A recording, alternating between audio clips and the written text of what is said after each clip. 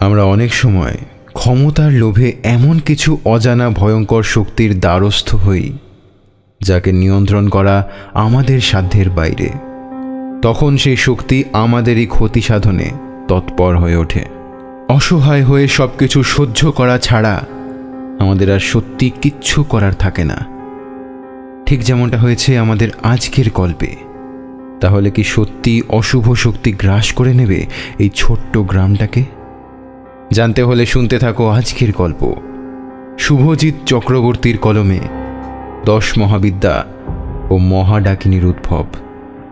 গল্প শুরু করবার আগে অ্যাজ ইউজুয়াল জানিয়ে রাখি, যদি আমাদের চ্যানেলে নতুন হয়ে থাকো বা এখনও যদি আমাদেরকে সাবস্ক্রাইব না করে থাকো, কি করছো? সাবস্ক্রাইবটা করে দাও এবার। আর হ্যাঁ, এখন আমরা আছি স্পটিফাইতেও। এখন থেকে ইউটিউবের 1 সপ্তাহ আগে নতুন গল্প যাবে স্পটিফাইতে। এই গল্পে স্পটিফাই লিঙ্ক এবং আমাদের চ্যানেলে স্পটিফাই লিঙ্ক দুটোই দেওয়া রইল ডেসক্রিপশন বক্সে। আমাদের চেক আউট করতে ভুলো না কিন্তু। তাহলে শুরু করা যাক আজকের গল্প, শুভজিৎ চক্রবর্তীর কলমে 10 মহাবিদ্যা ও মহাডাকিনীর উদ্ভব।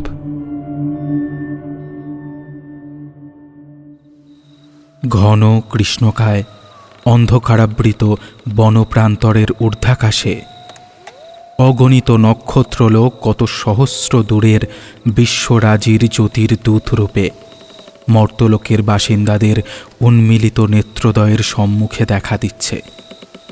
কাটাবড়ি জঙ্গলের কৃষ্ণ রজনী মায়াবী কায়ার রূপ ধরে জঙ্গলের অধিবাসীদের নিদ্রা পুরীতে পাঠিয়েছে। যামিনী দেবীর চিত্ত মাঝে হলুদ প্রজ্জ্বলিত সুধাকর আলোর জোয়ারে ভাসিয়ে তুলেছে হুটমুড়া গ্রামকে। শীতল হিমযুক্ত বাতাসে গাছপালা এবং নৈশ পুষ্পের মৃদু সুবাস ছড়িয়ে পড়েছে জঙ্গলের প্রতিটা প্রান্তে। নীরবতার এক আদিম শক্তি নৈশব্দের বাণে বিদ্ধ করেছে শব্দ সৃষ্টিকারী প্রকৃতি সত্তার বক্ষ মাঝের নীলমণিকে। হুটমুড়া গ্রামের এই সুপ্রাচীন জঙ্গলের মাঝে এক ভয়ঙ্কর খেলায় নেমেছে এক শ্মশানবাসী নরখাদক। মুখে এক পৈশাচিক হাসি হেসে সে পাশে থাকা এক নবজাত শিশুর দেহের দিকে তাকালো। সেই শিশুর সমগ্র দেহে হলুদের আস্তরণ পরিলক্ষিত হচ্ছে, আর তার কপালের মাঝে কালো বেড়ালের রক্তের ফোঁটা দিয়ে একটা বৃত্ত অঙ্কন করল মানুষরূপী সেই দানব। দুধের শিশুটির মায়াবী মুখের দিকে তাকিয়ে বিন্দুমাত্র তার দ্বিধাবোধ হল না। আর হবেই বা কী করে? এই বলি দিয়েই যে সে হয়ে উঠবে এই জগতের সর্বশ্রেষ্ঠ শক্তিধর সাধক। এই যজ্ঞ ঠিকভাবে সম্পন্ন করতে পারলেই কুণ্ডলিনী শক্তির প্রথম চক্রে অবস্থানকারী শক্তি ডাকিনীকে বশে আনা যাবে। আর তাহলেই জগৎময় প্রলয় করে দেওয়ার শক্তি তার হাতের মুঠোয় চলে আসবে। একটা হাসির রেখা ফুটে উঠল তার কুৎসিত মুখে। যজ্ঞকুণ্ডের সামনে থাকা পঞ্চমুণ্ডির আসনের ওপর বসে সে মন্ত্রোচ্চারণ শুরু করল। কয়েক মুহূর্তের ব্যবধানেই যজ্ঞকুণ্ডের মাঝে বহ্নিরাশি প্রলয় হুঙ্কার দিয়ে জাগরিত হল। এক বিরাট আলোর বলয় সৃষ্টি হল সেই সাধকের চারিপাশে। ধীরে ধীরে সেই কুণ্ডস্থলে একটি সদ্য মৃত শৃগালের হৃৎপিণ্ড কালো বিড়ালের বুকের পাঁজরের হাড় নিক্ষেপ করল সে। মন্ত্র বলে সেই আগুন আরও ভয়াল রূপ নিয়ে জেগে উঠল। বাতাসের মধ্যে একটা বিশ্রী পচা দুর্গন্ধ ছড়িয়ে পড়তে শুরু করেছে। রাশি রাশি ধোঁয়ার কুণ্ডলী গাছ লতা পাতা বেয়ে ধীরে ধীরে ওপরে উঠে মিলিয়ে গেল ঠিকানাহীন যাত্রাপথের উদ্দেশ্যে। সেই ধোঁয়ার মধ্যে যে প্রবল খিদে লুকিয়ে রয়েছে তা বেশ বোঝা যায়। জঙ্গল থেকে সংগ্রহ করা বিবিধ সামগ্রী যজ্ঞের আগুনে আহুতি দিতে থাকে সেই সাধক, আর তার সঙ্গে চলতে থাকে দুর্বোধ্য মন্ত্রপাঠ। সাধক তার বাহুর একটি অংশকে তার ধারালো নখের আঁচড়ে কেটে ফেলল। তার শরীরের রক্ত দিয়ে একটি বৃত্ত অঙ্কন করল সেই যজ্ঞকুণ্ডের সন্নিকটে। ক্রন্দনরত সেই শিশুকে সেই বৃত্তের মাঝে রাখল সাধক। তার বুকের ধুকপুক আওয়াজ আর মাথায় বিন্দু বিন্দু ঘাম স্পষ্ট জানান দিচ্ছে যে তার কাঙ্ক্ষিত সেই সময় আর স্বপ্ন কাছে আসতে আর বেশি দেরি নেই। হঠাৎ গগন বিদারী এক পৈশাচিক হাসি শোনা গেল সেই আগুনের মধ্যে থেকে। দুটো বিরাট হাত মাটির ওপর ভর করে উঠে আসতে চাইছে ওপরের দিকে। প্রেত লোকের এক ভয়ঙ্কর অপশক্তি প্রলয় হুঙ্কার দিয়ে নিজের আগমনের পথকে প্রশস্ত করছে। সেই হাতের বিবরণ শব্দে প্রকাশযোগ্য নয়। হলুদ অনলের কেন্দ্র থেকে এক বিশাল শরীর প্রেত লোক থেকে উঠে আসছে মর্তলোকের বুকে। তাকে জাগিয়ে তুলেছে এই সাধক। মহাশক্তিশালী মুক্তকেশী এই ডাকিনীর উলঙ্গ দেহ, লোলমগ্ন লকলকে জীব, চোখগুলো আগুনের ভাটার মতো জ্বলছে। তবে একটা চোখ নয়, চোখের সংখ্যা 3টে। রক্তাক্ত দাঁত আর পৈশাচিক মুখমণ্ডল দেখলেই হৃদস্পন্দন বন্ধ হয়ে যাবে যে কোনো মানুষের। ডাকিনীর এক হাতে এক বিশাল কাটারি আর অন্য হাতে নরমুণ্ড। নরমুণ্ডের নিচের অংশ থেকে এখনো ফোঁটা ফোঁটা রক্ত পড়ছে। শিশুটি প্রবল আতঙ্কে কেঁদে চলেছে ক্রমাগত। কেউ শুনতে পাচ্ছে না তার কচি গলার কান্নার শব্দ। জঙ্গলের অন্ধকারে সেই নরম গলার স্বর শ্বাস আটকে মারা গেছে, কিংবা কোনো অপ্রতিরোধ্য ঘূর্ণির দাপটে সেই আর্তনাদ দিশেহারা হয়ে পড়ছে। রক্ত জল করা এক বিরাট গর্জন করে সেই ডাকিনী তার বিরাট হাত দুটো বাড়িয়ে দেয় সেই মানব শিশুর দিকে। তাকে কাছে টেনে নিয়ে তার লকলকে জিভ দিয়ে একবার চেটে ফেলে সেই শিশুর সমগ্র দেহকে। আর তারপরেই তাকে গোগ্রাসে ভক্ষণ করে তার জেগে ওঠা ক্ষুধাকে নিবারণের জন্য। আজ সে বড়ই তৃপ্ত হয়েছে। এই নরম মাংসের স্বাদ পেয়ে আজ সে বেশ খুশি। কিন্তু অজস্র সময় ধরে প্রেতলোকের আধারে থেকে থেকে সে এখন দুর্বল। সে এখনো ক্ষুধার্ত। আরও আরও অনেক মাংস আর রক্ত স্নাত হয়ে তবেই সে শান্ত হবে। তার চোখে এখন খিদের জ্বালা আরও প্রবল হয়ে উঠেছে। পৈশাচিক গলায় সে বলে উঠল, আরো খেতে দে, আমার খিদে মেটেনি এখনো। আমার খিদে না মিটলে কিন্তু আমি তোকেও খাবো।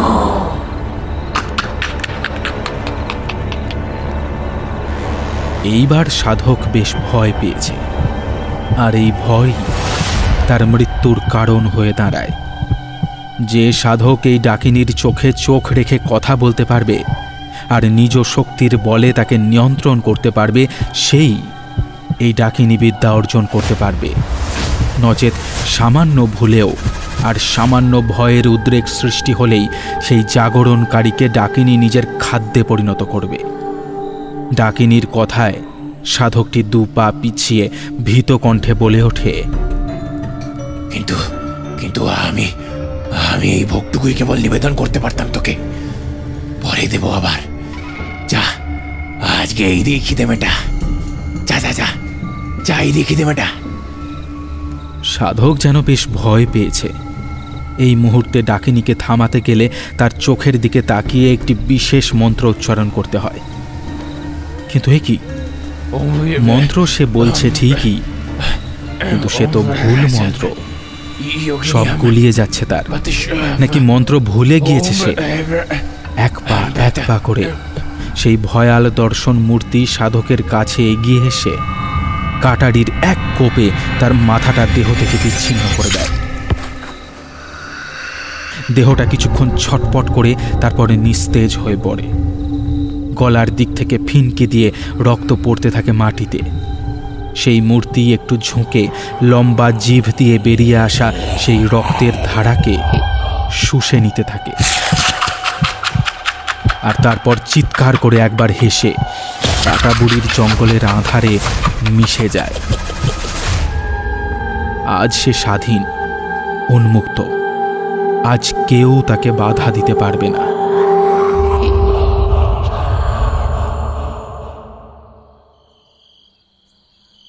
গভীর রাতের অন্ধকারে ঘরের বাইরে একা এসে দাঁড়িয়েছে বছর 20 হিরু।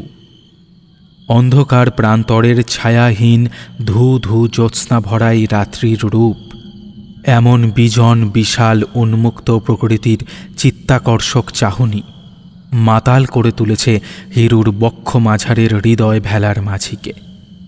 মন মাঝি দাঁড় বেয়ে ভেসে চলেছে আকাশের অগণিত নক্ষত্রের অলিতে গলিতে। খুঁজে চলেছে একটা মুখকে, তার মায়ের মুখ। আজ কত দিন হলো তা ঠিক হিরুর মনে নেই, তবে সে এটুকু জানে ওই তারাদের জগৎ থেকেই তার মা তাকিয়ে রয়েছে তার দিকে। হিরুর এখন ইচ্ছে করছে তার মায়ের সেই স্নেহের ছোঁয়া পেতে, ইচ্ছে করছে মাকে জড়িয়ে ধরতে, ইচ্ছে করছে শুনতে মায়ের গলার ডাক, কিন্তু সে পারবে না। আকাশের উজ্জ্বল তারাগুলোকে কল্পনার সুতোয় যুক্ত করলে সে যেন আবার তার মাকে খুঁজে পায়। 2 চোখ বেয়ে জলের ধারা নেমে এসে ভিজিয়ে দেয় তার গালের একটা অংশকে। চোখের জলটা মুছে যখনই সে ঘরের ভিতর ঢুকতে যাবে, এমন সময় সামনের ঝোপঝাড়গুলোর আড়াল থেকে বেরিয়ে আসে একটা অবয়ব। ততক্ষণে চোখ সয়ে গিয়েছিল হিরুর। সেই আলো অন্ধকারের আড়াল থেকে তার সামনে এগিয়ে আসছে একটি নারী মূর্তি। সেই মূর্তি এক পা করে এগিয়ে এসে থামল হিরুর কাছে। তার মাথাটা কেমন যেন ঘুরে উঠল, গায়ের লোমগুলো অজানা কোনো আতঙ্কে খাড়া হয়ে উঠল। সে কি ঠিক দেখছে নাকি মনের ভুল? হাতে একটা চিমটি কেটে সে ব্যথা অনুভব করল। এর মানে সে স্বপ্ন দেখছে না। তার সামনে এসে দাঁড়িয়েছে তার মা। হ্যাঁ, এটা তারই মা। কিন্তু এটা কি করে সম্ভব? তার মা তো অনেক দিন হলো পৃথিবীর মায়া ত্যাগ করেছে। বাস্তবে এই ঘটনা তো ঘটা সম্ভব নয়। তাহলে? ও মা, বড্ড রোগা হয়ে গেছিস। খুব কষ্ট হয়েছিল তাই না রে? আর ভাবিস না, এই তো আমি এসেছি।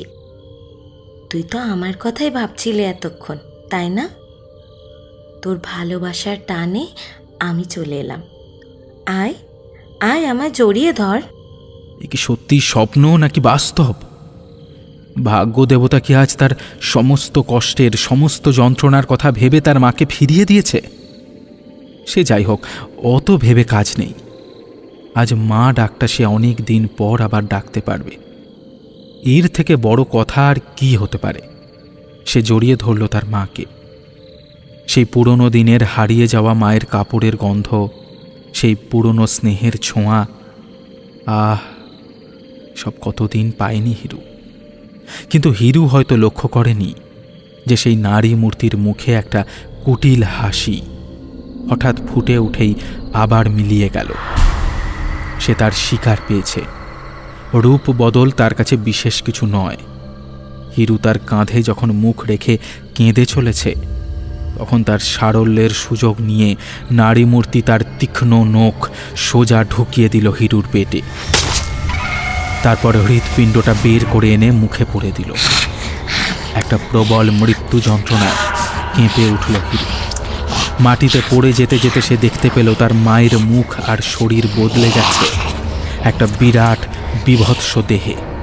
কাটারির এক কোপে মুন্ডখানা আলাদা করে দেয় সেই মূর্তি। ফিনকি দিয়ে রক্ত বেরিয়ে আসে তার নিষ্প্রাণ দেহের মধ্যে থেকে। লকলকে জিভখানা বের করে সেই রক্তের স্বাদ গ্রহণ করে সেই ডাকিনী।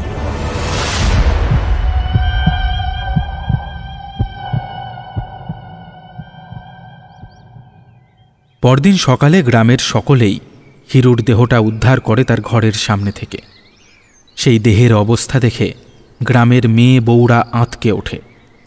দেহ না বলে অবশ্য দেহের অংশ বলাই ভালো, মুন্ডখানাও উধাও। নৃপেন বাগচি বলে ওঠে, এসব কোনো বাঘের কাজ মনে হয়। ইস, পেটের দিকটায় আঁচড়খানা দেখো, যেন পেটটা পুড়ে নাড়ি ভুড়ি খেয়ে নিয়েছে। কিন্তু মুন্ডুটা আলাদা করলো কিভাবে? সাধারণত এরকমভাবে বাঘ তো মারে না বাপু। এ মানুষ খেকো বাঘের কাজ। মানুষের মাংসের স্বাদ পেয়েছে মানে আরও অনেককেই সে মারবে। এই নিলো, মোড়ল মশাইকে কথাখানা বলতে হবে। এই নরখাদক বাঘের সাংঘাতিক হত্যা লীলা আর সামান্য নয়। এই কথা শুনে নীলু বলে উঠল, সে না হয় বলবো খন, কিন্তু এটা বাঘের কাজ বলে মনে হয় না গো জ্যাঠা। দেখছো না, একেবারে হাড় মাংস রক্ত সব খেয়েছে, শুধু চামড়াখানাই বাকি রেখেছে। এত বিভৎসভাবে কোনো বাঘ তো অন্তত মারে না। এটা অন্য কোনো পশুর কাজ বলে মনে হচ্ছে।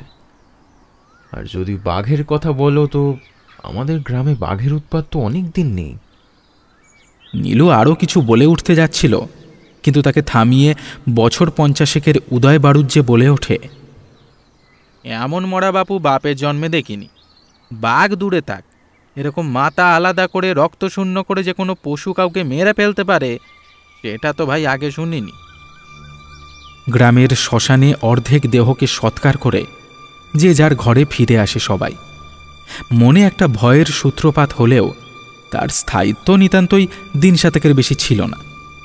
ধীরে ধীরে সবার মনে সাহসের সূত্রপাত ঘটলেও দ্বিতীয় ঘটনার পর থেকে সেই ভয় আবার তাদের আষ্টে পৃষ্ঠে জড়িয়ে ধরে।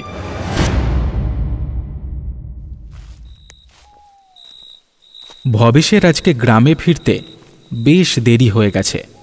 পাশের গ্রাম ভগবানপুরে সে আজ গিয়েছিল তার মামার সঙ্গে দেখা করতে। কিছু জমি জমা সংক্রান্ত ব্যাপারে তাকে যেতে হয়। হঠাৎ বৃষ্টি শুরু হওয়ায় তার গ্রামে ফিরতে বেশ সন্ধে হয়ে যায়। এমনিতেই গ্রামের মানুষেরা সন্ধ্যের পর আর বেশি ঘরের বাইরে বেরোয় না।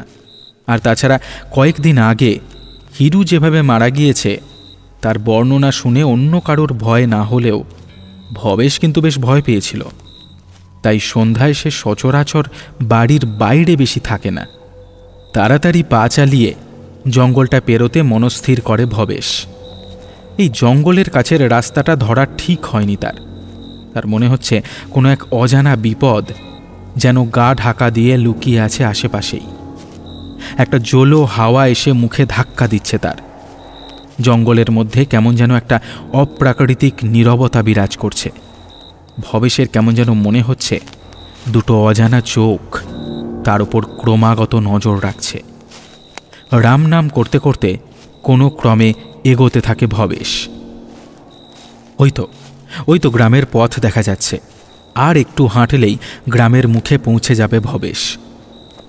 হঠাৎ সে দাঁড়িয়ে পড়ে। বৃষ্টি থেমে গিয়েছে অনেকক্ষণ। তাহলে তার হাতে মাথায় এই জলের ফোঁটা পড়ছে কোথা থেকে? না, ঠিক জল বললে ভুল হবে। আঠালো কিছু চ্যাটচ্যাটে তরল। মাথাটা উপরে তোলে ভবেশ। আর তারপর সে যা দেখতে পায় তাতে তার চোখ দুটো যেন স্থির হয়ে যায়। পালাতে চাইছে সে, কিন্তু কোনো অজানা কারণে তার পা দুটো যেন মাটিতে গেঁথে গেছে। তার পিছনে এসে দাঁড়িয়েছে একটা বিভৎস নারী মূর্তি। তার বিরাট কেশরাশি যেন বিষধর সাপের ন্যায় হিসফিসে শব্দ তুলে তাদের উপস্থিতি জানান দিচ্ছে। অন্ধকারের মধ্যেও সে স্পষ্ট দেখতে পায় সেই নারী মূর্তির লকলকে লম্বা জিভ থেকে লালা ঝরে পড়ছে। চোখের পলকে সেই নারী মূর্তি তার লম্বা তীক্ষ্ণ নখযুক্ত হাত প্রবেশ করিয়ে দেয় ভবেশের বুকে। উষ্ণ নরম হৃৎপিণ্ডটা বের করে এনে মুখে পুরে দেয় সেই ডাকিনী।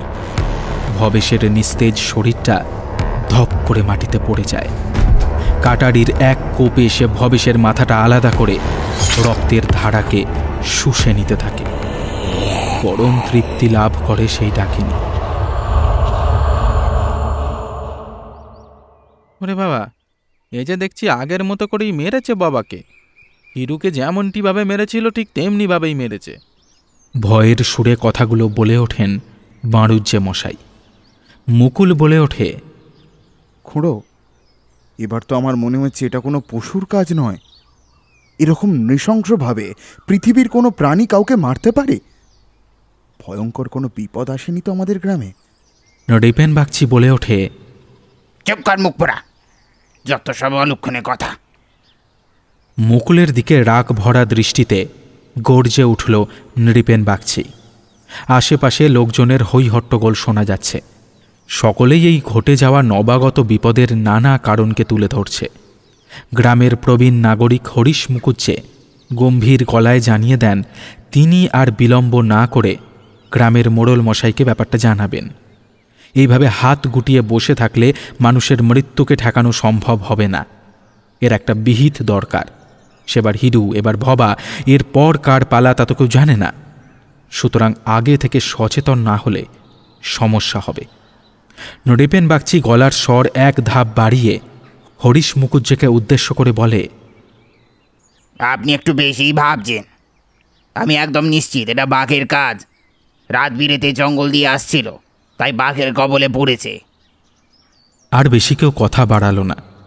মনের ভয়টা মনের কোণে রেখেই সকলে সেদিন দেহ সৎকার করে বাড়ি ফিরে আসে। এই ঘটনার দিন তিনেক পরের কথা। খিরাই গ্রাম থেকে ফিরছিল নৃপেন বাগচি।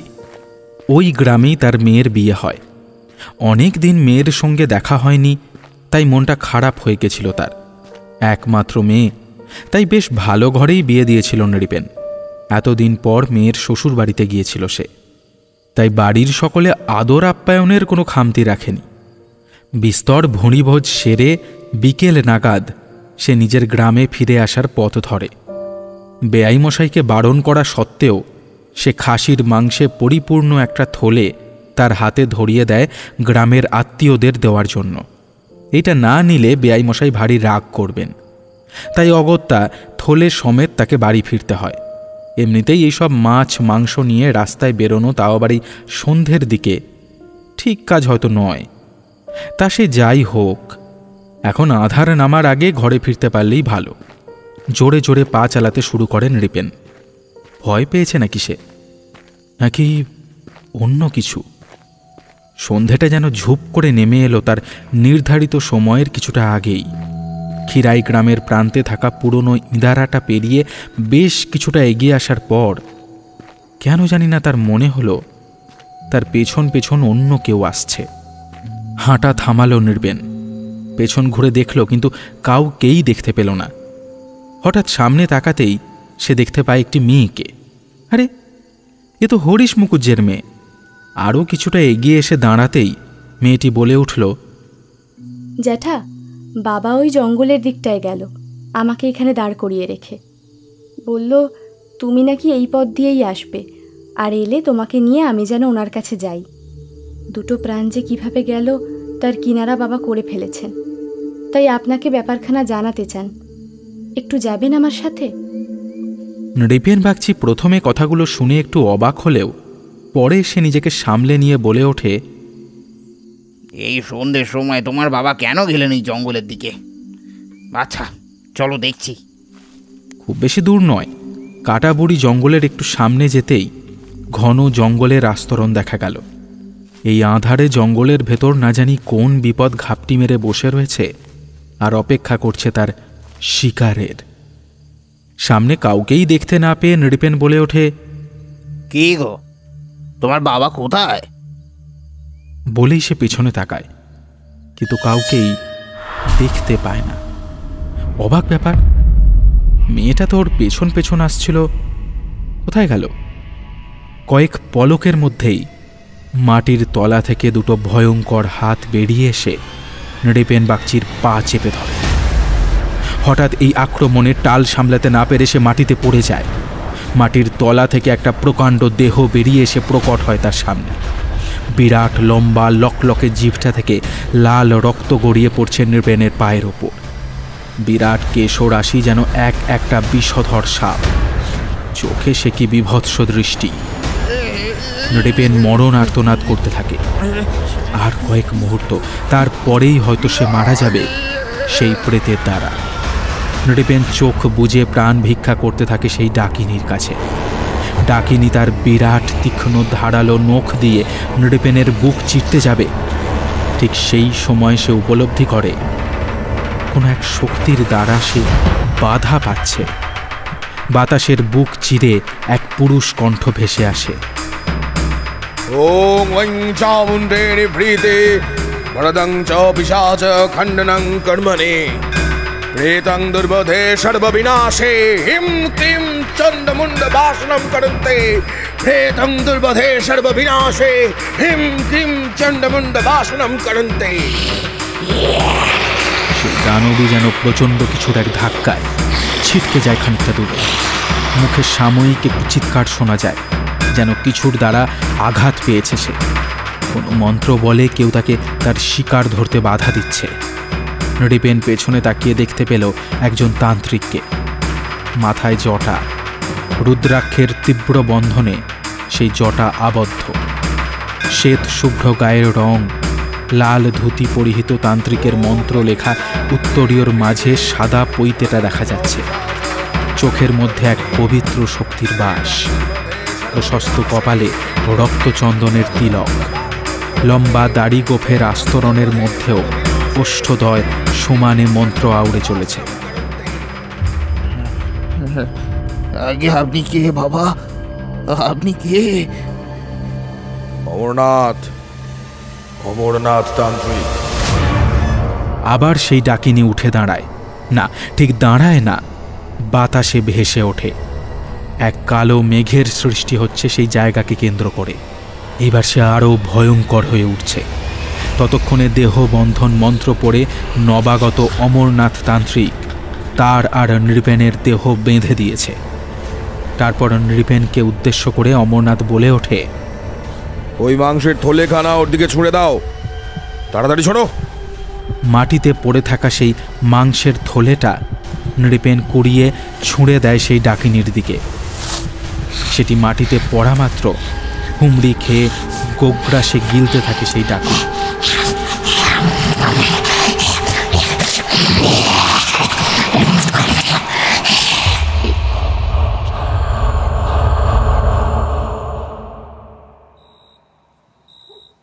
রাত তখনও খুব বেশি হয়নি।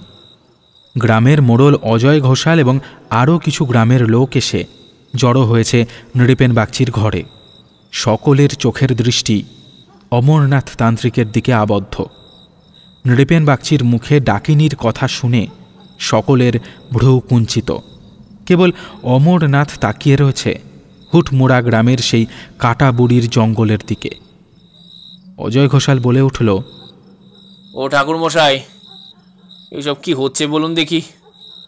গ্রামে আগে এসব কেউ দেখেছে কখনো, না শুনেছে বলুন তো? হ্যাঁ, এই গ্রামেরই তো এক বাসিন্দা হিরু। ও ছেলে মরার পরেই তো এসব সূচনা হয়েছে। আমি রীতিমতো ভেঙে পড়েছি। কিছু ভালো লাগছে না, কিচ্ছু ভালো লাগছে না। কিছু লেটেল নিযুক্ত করেছিলাম, তবে তা বাঘ তাড়ানোর জন্য। আমি ভেবেছিলাম বুঝি ওই বাঘেতে বা অন্য কোনো বন্য জন্তুতে এসব উৎপাত করছে। এখন যা শুনছি তাতে তো না না, শুনছি এ নাকি প্রেতের উপদ্রব। ভাবুন তো ঠাকুরমশাই, এখন আপনি শেষ ভরসা। কিছু একটা করুন ঠাকুরমশাই, কিছু একটা করুন, একটু বাঁচান ঠাকুরমশাই। মুকুল বলে ওঠে, আমি প্রথমেই ভেবেছিলাম এটা কোনো বন্য জন্তুর কাজ নয়। মাথা কেটে নিয়ে যাওয়া কি আর বাঘের কাজ? অমরনাথ এতক্ষণ চুপ ছিল। এবার সে বলে উঠল, মহা ডাকিনী, তোমাদের গ্রামে মহা ডাকিনীর উদ্ভব হয়েছে। হ্যাঁ, মহা ডাকিনী? সে আবার কি ঠাকুরমশাই? হ্যাঁ, একটু ভেঙে বলুন তো, একটু ভেঙে বলুন বাবা, একটু ভেঙে বলুন। তবে শোনো, বলে অমরনাথ শুরু করল। মহা ডাকিনীকে জানার জন্য আগে তোমাদের ডাকিনী কি সেটা জানা দরকার। মা কালীর পাশে দুজন রক্ত পিপাসু উলঙ্গ পৈশাচিক নারী মূর্তি থাকে। এই ব্যাপারটা কিছুটা সেই সংক্রান্ত। এদের ভয়ঙ্কর রূপ, লকলকে জীব, গলায় নরকরটির মালা, হাতে বিশাল কাটারি, চোখ অগ্নিপিণ্ডের মতো। হিন্দু তান্ত্রিক পরম্পরায় এটি একটি অতি ভয়ঙ্করী মহা শক্তিশালী অপবিদ্যা, যার নাম ডাকিনী মানুষ মারা গেলে সে প্রেতে পরিণত হয়। তার অবস্থান যে লোকে হয় সেইখানের দেবী হলেন ডাকিনী। তন্ত্রে কুণ্ডলিনী শক্তির প্রথম চক্রে মানে মূল ধারার চক্রে অবস্থানকারী শক্তি হলো ডাকিনী। সাধকের এই চক্র উন্মোচন হয়ে গেলে ডাকিনীর শক্তি লাভ করে সাধক। তবে হ্যাঁ, ডাকিনী বিদ্যার মাধ্যমেও এই শক্তিকে বশে আনা যায়, তবে সেই পথ খুব কঠিন বললেও কম বলা হবে। খুব উচ্চকোটি বীরাচারী তান্ত্রিক ছাড়া এই শক্তিকে সাধনার মাধ্যমে কেন্দ্রীভূত করতে গেলে এক চুল আগানোর আগেই তার মৃত্যু নিশ্চিত। এবার আসা যাক মহা ডাকিনী বিদ্যার প্রসঙ্গে।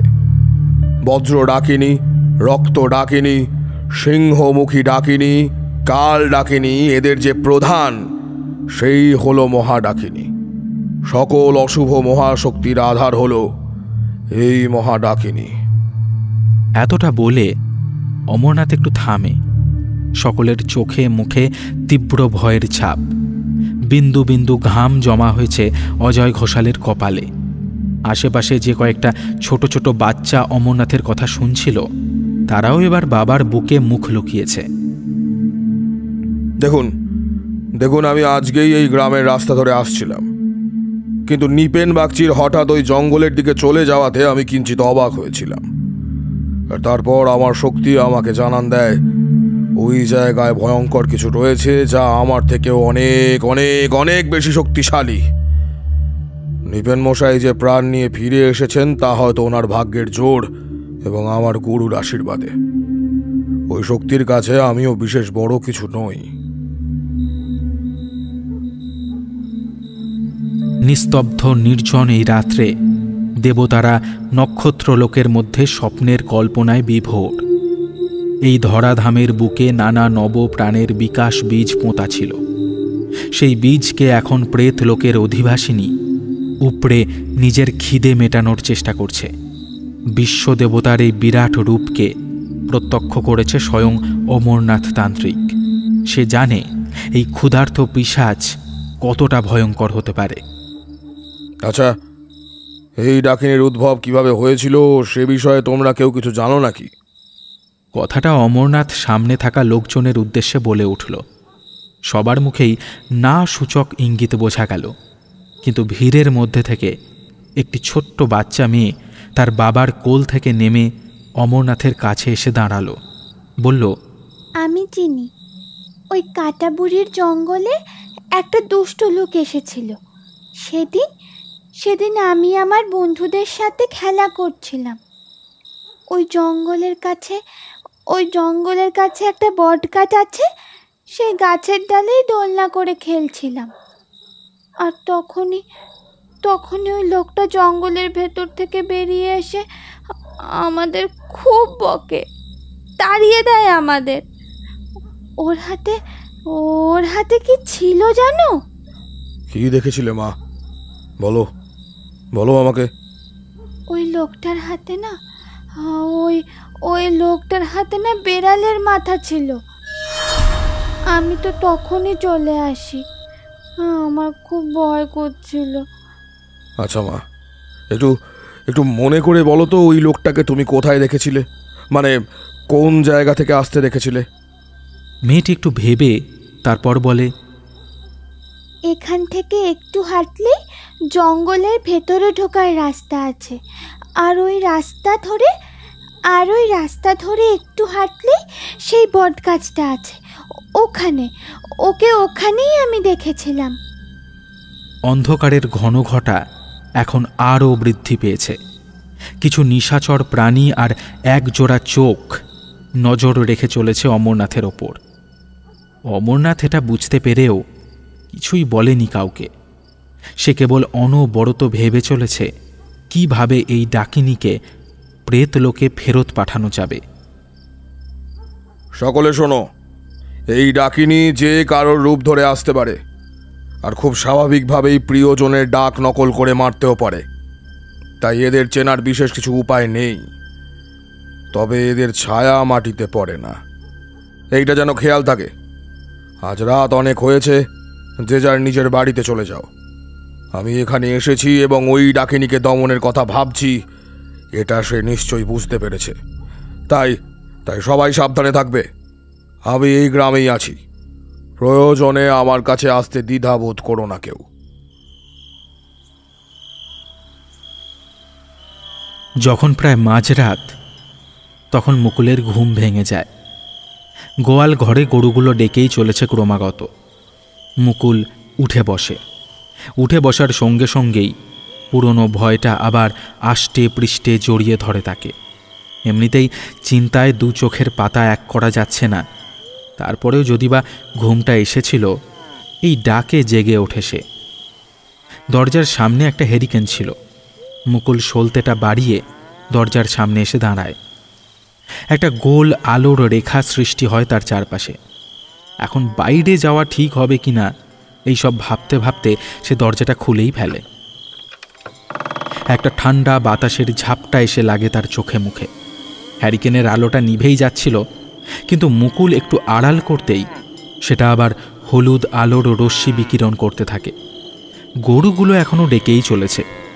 ধীর পায়ে এসে গোয়াল ঘরের দিকে এগিয়ে যায়। কেমন একটা বিশ্রী দুর্গন্ধ যেন নাকে এসে লাগছে মুকুলের। চামড়া পোড়া গন্ধ কি?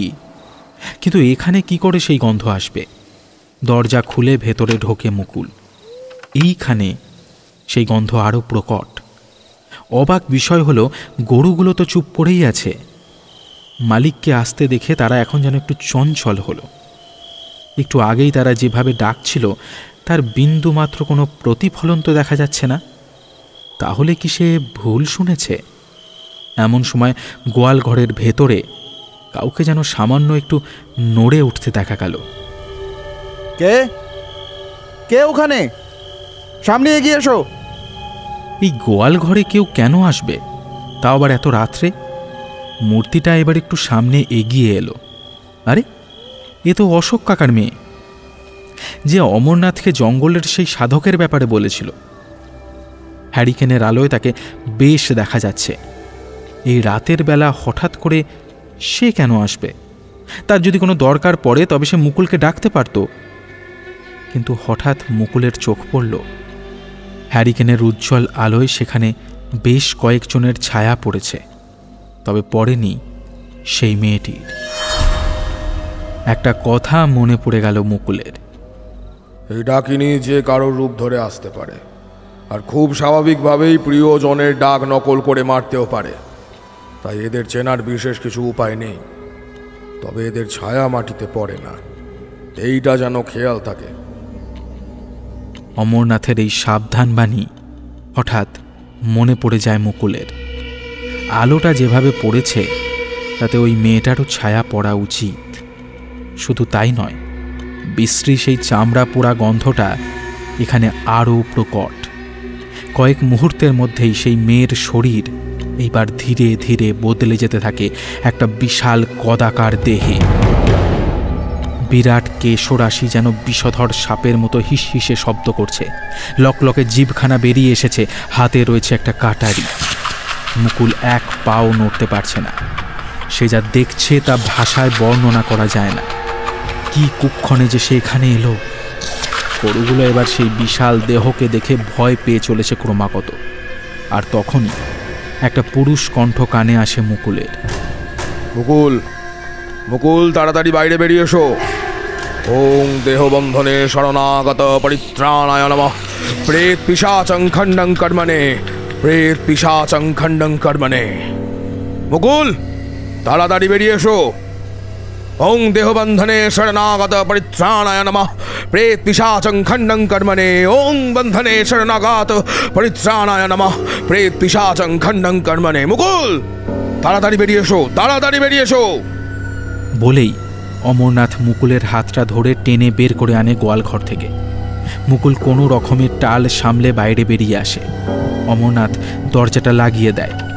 ঘরের ভেতর গরুগুলো প্রচণ্ড ভয় পেয়ে দাপাদাপি শুরু করে দিয়েছে।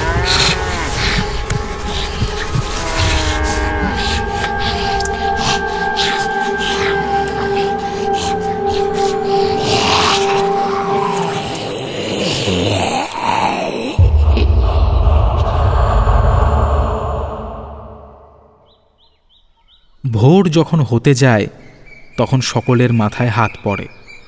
এইভাবে চলতে থাকলে তো গ্রাম ছেড়ে নিজেদের ভিটে মাটি ছেড়ে চলে যেতে হবে। অজয় ঘোষালের বাড়িতে সবাই আলোচনায় বসেছে। আলোচনার মাঝে অমরনাথ চিন্তিত মুখে বলে ওঠে, আজ রাতে ওই ডাকিনী কোনো খাবার পায়নি, তাই ও হানা দেয় গ্রামের ভেতরে।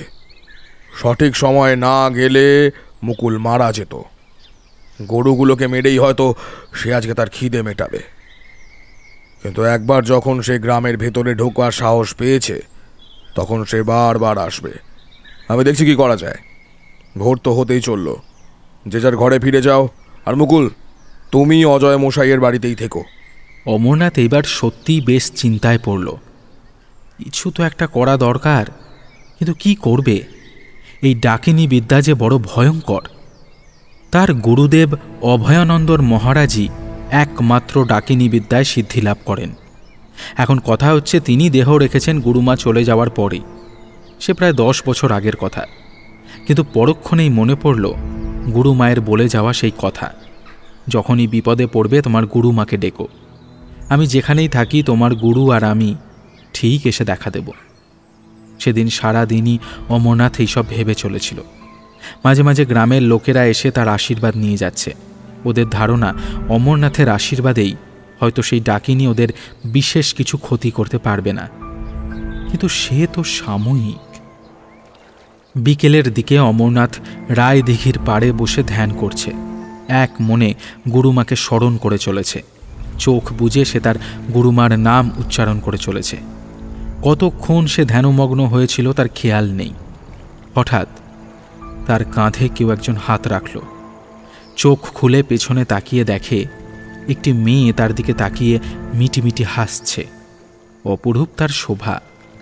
গায়ের রং দুধে আলতা, পরনে শাড়ি, মাথায় সিঁদুর, হাতে শাখা পলা। কিন্তু একরত্তি এই মেয়ের এই দেহাবরণ দেখে অবাক হলো অমরনাথ। কে তুমি খুকি? তোমাকে তো এই গ্রামে আগে দেখিনি। সে কি, তুই যে আমায় ডাকলি? সীমার ওপার থেকে এসেছি। দেহ ধরতে বড্ড কষ্ট হয়। মা, মা আপনি এসেছেন? মা রক্ষে করুন মা। এই বিপদ থেকে, এই মহা ডাকিনীর হাত থেকে রক্ষে করার উপায় বলে দিন মা। আপনি তো অন্তর্যামী, আপনি সবই জানেন মা, সবই জানেন। প্রকৃতির বুকে এক রাস পবিত্রতার গন্ধ ঢেলে গুরুমা একখানা ছড়া বলে উঠলেন। যেথায় গেলে দেখতে পাবে জাগিয়ে তোলার খনি, সেথায় আছে সেই ডাকিনী বেঁচে থাকার মনি। সেই মনির সামনে আছে রক্তে আঁকা বৃত্ত। নিজের দেহের রক্তে তুমি তাকে করো তৃপ্ত। মন্ত্র বলে জাগবে আগুন, উঠবে জেগে শিখা। আসবে তখন সেই মানব যার কাছে পেয়েছ তুমি তন্ত্রবিদ্যার শিক্ষা। এই ছড়া বলে অমরনাথের গুরুমা বাতাসের মধ্যে মিশে গেলেন। মনের মধ্যে এক রাস প্রশ্ন একে একে জেগে উঠেছে অমরনাথের। এই ছড়ার মানে কি? গুরুমা কি এরই মধ্যে সমস্যার সমাধানের পথ বলে গেলেন? মাথাটা কেমন যেন গুলিয়ে উঠল অমরনাথের। প্রতিটি লাইনের হয়তো কোনো বা ইঙ্গিত রয়েছে। অস্তমিত সূর্যের দিকে তাকিয়ে ছড়ার প্রতিটা শব্দ ভেবে চলেছে সে। শব্দগুলো এক একটি বন্ধ দরজার চাবিকাঠি। এর মানে বের করতে পারলেই এই ডাকিনীর কিছু একটা ব্যবস্থা করা যাবে। রহস্যের আধার ঘনিয়ে আসার সঙ্গে সঙ্গে অজানা আতঙ্কে গোটা গ্রাম নীরবতার চাদরে ঢাকা পড়ে যায়। অজয় ঘোষালের বাড়ির দাওয়ায় বসে অমরনাথ লাইনগুলোর সঠিক মানে বের করার চেষ্টা করছে। যেথায় গেলে দেখতে পাবে জাগিয়ে তোলার খনি, সেথায় আছে সেই ডাকিনীর বেঁচে থাকার মনি। এর মানে কি তাহলে ডাকিনীকে যে সাধক জাগিয়ে তুলেছে তার বা সেই স্থানটির কথা বলা হচ্ছে?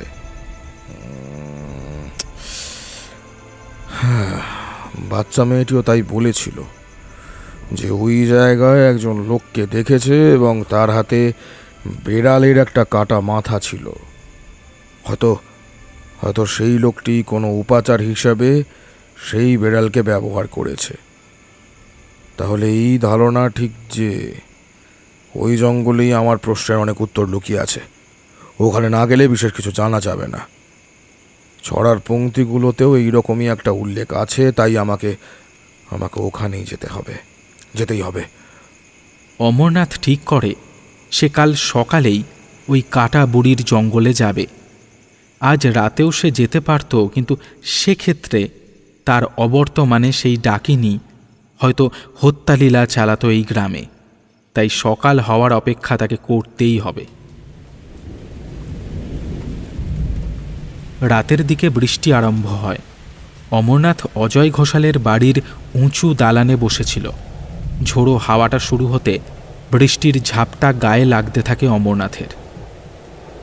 কি গো, এত কি ভাবছো?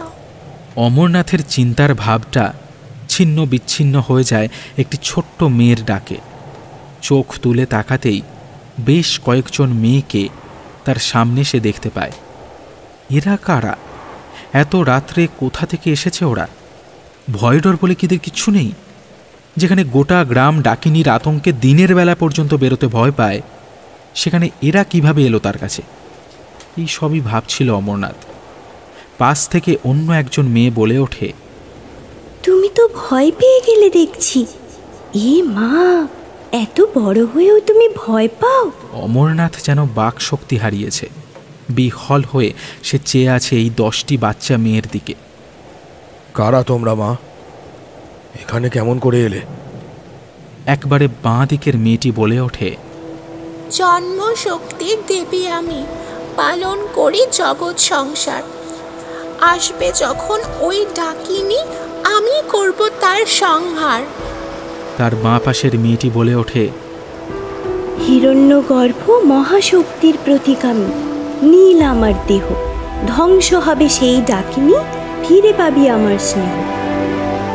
এরপর মোট 8 জন মেয়ে 8টি ছড়ার লাইন একে একে বলে ওঠে, নাভি পদ্মে জন্ম আমার, ঘুচবে তার ত্রাস, মহাশক্তির প্রতীক আমি, করব তার নাশ, ভয়ঙ্করী রূপ আমার, মরণ তার চাই। 6ষ্ঠ জন বলে, ছিন্ন মাথা ভিন্ন দেহ, রক্ত তারই খাই, ধূমের মধ্যে কান পাতলে শুনবে আমার হাসি। 8ম জন বলে, ডানে বামে যেথায় তাকায় সব রাশি রাশি, চন্দ্র এলেই দেখবে তুমি শুভ আলোর আগমন। অবশেষে 10ম জন বলে, মহালক্ষ্মীর হাতেই হবে দশবিদ্যার জাগরণ। অমরনাথের চোখ থেকে জলের ধারা বেরিয়ে আসে, তবে এই জল দুঃখের নয়, আনন্দের। ভাগ্যিস সে ছোটবেলায় ঘর ছেড়েছিল, ভাগ্যিস সে তার গুরুদেবের কাছে দীক্ষা নিয়ে এই জগৎ সংসারকে বোঝার জন্য রওনা দিয়েছিল, নইলে এই দৃশ্য সে কোনো দিনই দেখতে পেত না।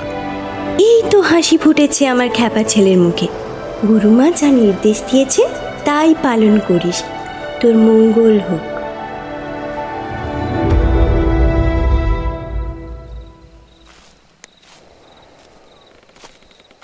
জঙ্গলের মধ্যে ঢুকে অমরনাথ এদিক ওদিক ঘাড় ঘুরিয়ে কিছু খোঁজার চেষ্টা করছে। খচখচ শব্দ করে সে ধীরে ধীরে জঙ্গলের আরও গভীরে ঢুকে যাচ্ছে। তার দৃষ্টি স্থির। জগতের কোনো এক বিশেষ ক্ষমতার বলে সে আজ তার লক্ষ্য পূরণ করবেই। বিরাট আকাশের বুক চিরে এক তীক্ষ্ণ আলোর রেখা বনানীর মধ্যে প্রবেশ করে পথের দিশা দেখিয়ে দিচ্ছে অমরনাথকে। মাঝে মাঝে কিছু অদ্ভুত আওয়াজ শুনতে পাচ্ছে সে। সেই আওয়াজের উৎসের দিকে তাকালে চলবে না, তাকে এগিয়ে যেতে হবে। নিবিড় অরণ্যের বক্ষ মাঝে সেই আদিম শয়তান জেগে উঠেছে। সে বারবার অমরনাথের গতি রোধ করতে চাইছে। হঠাৎ একটা জিনিস দেখতে পায় অমরনাথ, একটা যজ্ঞকুণ্ড। হ্যাঁ, সে নিশ্চিত এইটাই সেই জায়গা যেখানে জন্ম নিয়েছে মহাডাকিনী। আরে এই তো সেই বৃত্ত। অবাক বিষয় হলো এতদিন পরেও সেই রক্তের বৃত্ত মুছে যায়নি। আর মুছবেই বা কেন? মন্ত্র বলে অঙ্কিত এই বৃত্ত একমাত্র রক্তাহুতি এবং সেই ডাকিনীর ইহজগৎ থেকে প্রস্থান ব্যতীত মুছবে না। একটু দূরে আরও একটা জিনিস দেখতে পায় অমরনাথ, একটা পচা মুন্ডহীন মৃতদেহ। আর বিশেষ কিছুই অবশিষ্ট নেই সেই দেহের। তবে পরনের লাল ধুতি দেখে অমরনাথ এক লহমায় বুঝে ফেলে এই দেহ কার। এই সেই সাধক যে এই মহা ডাকিনীকে আহ্বান করেছে মর্তলোকে। যজ্ঞস্থানে নানান সামগ্রী ইতিউতি ছড়ানো আছে। একটি সাধকের আসনও চোখে পড়ছে তার, পঞ্চমুণ্ডির আসন। চারপাশটা কেমন যেন কঠোর নিস্তব্ধতার ঘেরাটোপে আবদ্ধ। কোনো মরণ চিৎকার যেন কানে আসছে অমরনাথের। গোটা বিশ্ব চরাচর যেন এই স্থানে এসে স্তব্ধ হয়ে গিয়েছে। দুটো চোখ যেন গাছপালার আড়াল থেকে নজর রাখছে অমরনাথের ওপর। বিন্দুমাত্র বিচলিত না হয়ে যজ্ঞকুণ্ডের সন্নিকটে গিয়ে দাঁড়ায় অমরনাথ। ব্যবহৃত সকল সামগ্রীকে সরিয়ে তার নিজের বিশেষ কিছু সংগৃহীত উপাদানকে একে একে মাটিতে রাখতে থাকে সে। চারপাশের কিছু শুকনো গাছপালা থেকে আগুন জ্বালানোর জন্য কাষ্ঠ সংগ্রহ করে আনে সে। যজ্ঞকুণ্ডের সামনে থাকা পঞ্চমুণ্ডির আসনে বসে আসন শুদ্ধ করে। তারপর একটা বর্গাকার রেখা অঙ্কন করে যজ্ঞস্থল এবং তার চারপাশে। বন্ধনী মন্ত্র পড়ে সেই জায়গার স্থান বেঁধে ফেলে অমরনাথ। একটি ছোট ধারালো ছুরির আঘাতে হাতের একটি বিশেষ জায়গা কাটে সে। রক্তের একটি বৃত্ত অঙ্কন করে সেই কুণ্ডের সামনে। সেই বৃত্তের অভ্যন্তরে একটি বস্ত্রখণ্ড রাখে অমরনাথ।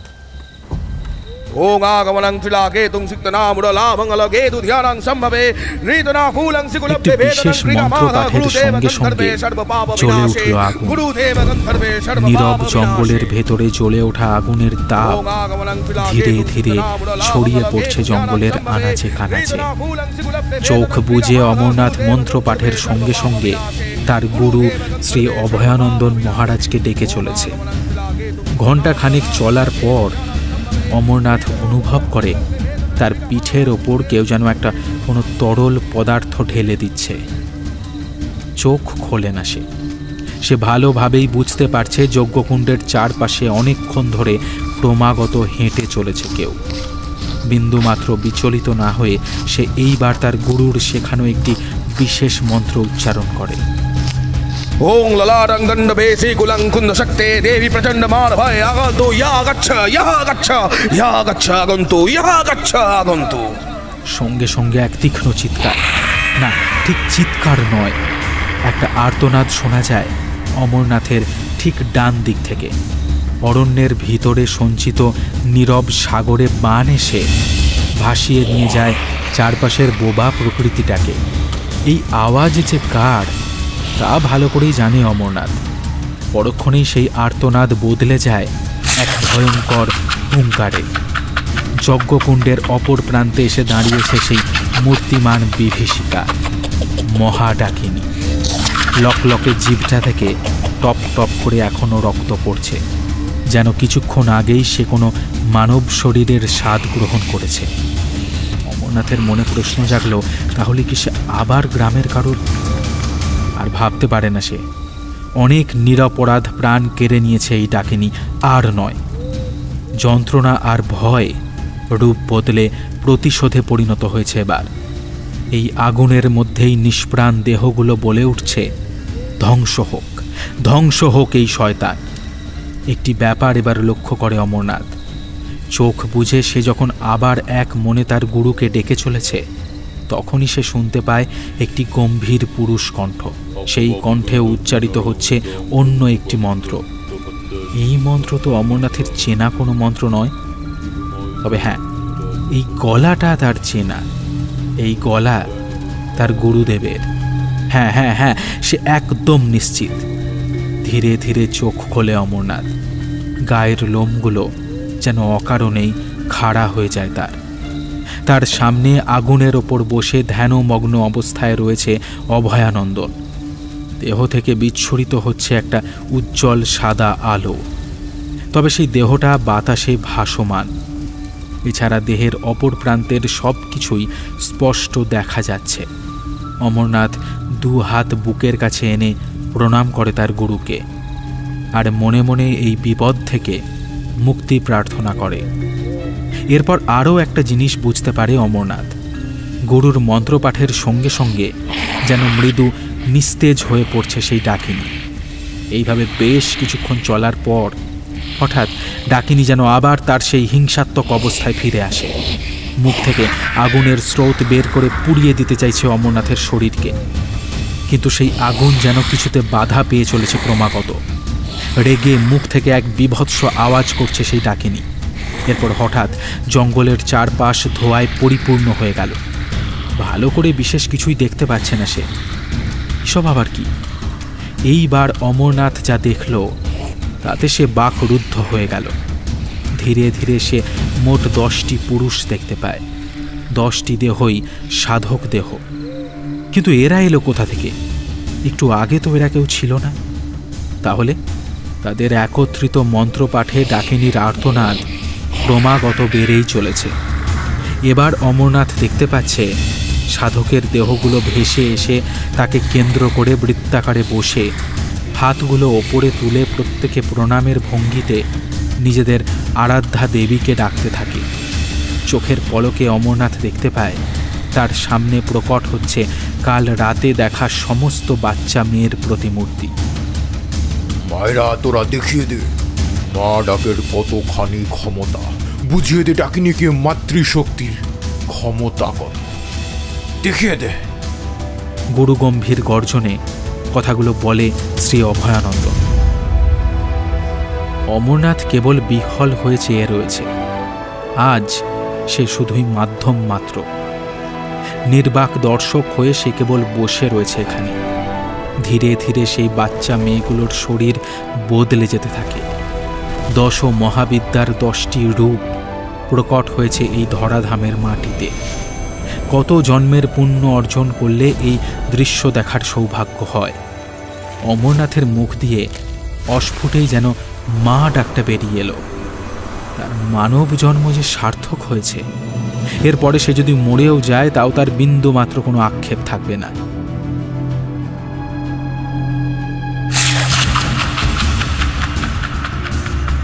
ভয়ঙ্কর এক রক্ত জল করা হুঙ্কার সবার দৃষ্টি আকর্ষণ করে। ডাকিনী তার বিরাট কাটারি চালাতে থাকে তারই সামনে দণ্ডায়মান 10 শক্তির ওপর, কিন্তু বারবারই সে অসমর্থ হচ্ছে। লকলকে জিভটা বেশ কয়েকবার বের করে এনে সে এবার অমরনাথের দিকে এগিয়ে আসে। ডাকিনী বুঝতে পেরেছে যে অমরনাথই সেই মাধ্যম যাকে কেন্দ্র করে এই দৈবিক শক্তি মর্তে এসেছে। সুতরাং তার ভয়ঙ্কর দৃষ্টি এখন অমরনাথের দিকেই নিবদ্ধ। কিন্তু একটা পা বাড়াতেই 10 দেবী তাকে গোল করে ঘিরে ফেলে। 10 জন দেবীর দেহ থেকে 10 রকমের উজ্জ্বল রশ্মি নির্গত হতে থাকে। ডাকিনীর প্রবল আর্তনাদ শুনতে পাচ্ছে গ্রামের লোকেরাও। তাদের সকলের দৃষ্টি কাটা বুড়ির জঙ্গলে। এদিকে অরণ্যের মধ্যে পিশাচ নিধনে মেতে উঠেছে 10 মহাবিদ্যার শক্তিরা। সেই উজ্জ্বল শক্তির তেজ যে কত তা দূরে থেকেও বেশ টের পাচ্ছে অমরনাথ। শুভ শক্তির প্রবল তেজে ভস্ম হয়ে যায় ডাকিনী, ধ্বংস হয় সেই দেহ। যুগে যুগে যখনই নানান অপশক্তির জন্ম হবে ততবারই নারী রূপ ধরে আমরা ফিরে আসব। মায়ের জাত যেমন সন্তান জন্ম দেয়, ঠিক তেমনই সন্তানদের আগলে রাখার জন্য মাতৃশক্তির বহিঃপ্রকাশ করে। মাতৃশক্তির ক্ষমতা অসীম। তোরা আমার সন্তান, তোদের ক্ষতি কি আমি হতে দিতে পারি? এখন আমরা আসছি, ভালো থাকিস অমরনাথ। এক মলিন সুবাস অরণ্য প্রান্তের হৃদয়ের মণিকোঠায় জমা হয়ে রইল। সেই পবিত্র সুবাস জঙ্গলের প্রতিটা প্রাণীকে আবার নতুন প্রাণ দিল। বাতাসের মধ্যে কিছু মায়াবী হাসি ধীরে ধীরে উজ্জ্বল দ্যুতি রূপে আকাশের মাঝে মিলিয়ে গেল। কাটাবুড়ি জঙ্গলের দিকে দিকে ছড়িয়ে পড়ল একটি মায়াবী প্রতিধ্বনি। আমি কিন্তু সবার মনেই আছি। যে যখনই আমাকে যে রূপে ডাকবে আমি ঠিক সাড়া দেব। যজ্ঞকুণ্ডের ওপর অভয়ানন্দন অমরনাথের দিকে তাকিয়ে সামান্য হেসে বাতাসে মিলিয়ে যায়। অমরনাথ উঠে দাঁড়ায়, ধীরে ধীরে এগিয়ে যায় সে গ্রামের দিকে। একটু আগের ঘটনাগুলো কি সত্যি বাস্তবে ঘটল, নাকি সবটাই একটা স্বপ্ন? কিন্তু স্বপ্ন কি এতটাও বর্ণময় হয়? গ্রামে ফিরে এসে অমরনাথ সকলকে আশ্বস্ত করে। এইভাবেই এই গ্রাম আবার নবরূপে সেজে ওঠে। এইভাবেই মহাডাকিনীর বিনাশ হয়, আর শুরু হয় ইতিহাসের এক নতুন অধ্যায়, মাতৃশক্তির আরাধনা।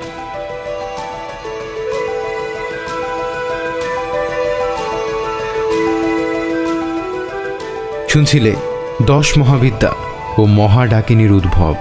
রচনা শুভজিৎ চক্রবর্তী।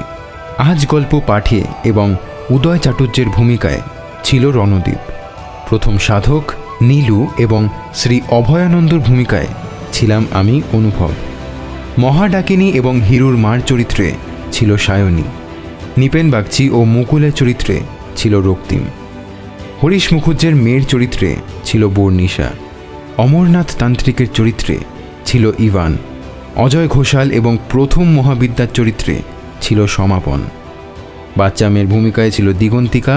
গুরুমার চরিত্রে ছিল তৃষা এবং দ্বিতীয় মহাবিদ্যার ভূমিকায় ছিল স্মিতা।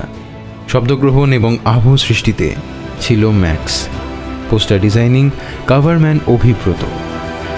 তাহলে কেমন লাগলো আজকের গল্পটা এক্ষুনি জানাও কমেন্ট বক্সে। আর যদি ভালো লেগে থাকে তাহলে অবশ্যই একটা লাইক আর একটা শেয়ার করে দিও। টিম থ্রিলারল্যান্ডের তরফ থেকে সবার জন্য রইল এক রাশ শুভেচ্ছা। তাহলে দেখা হচ্ছে আগামী পর্বে নতুন একটা গল্প নিয়ে। ততদিন সবাই ভালো থেকো, ভয় থেকো।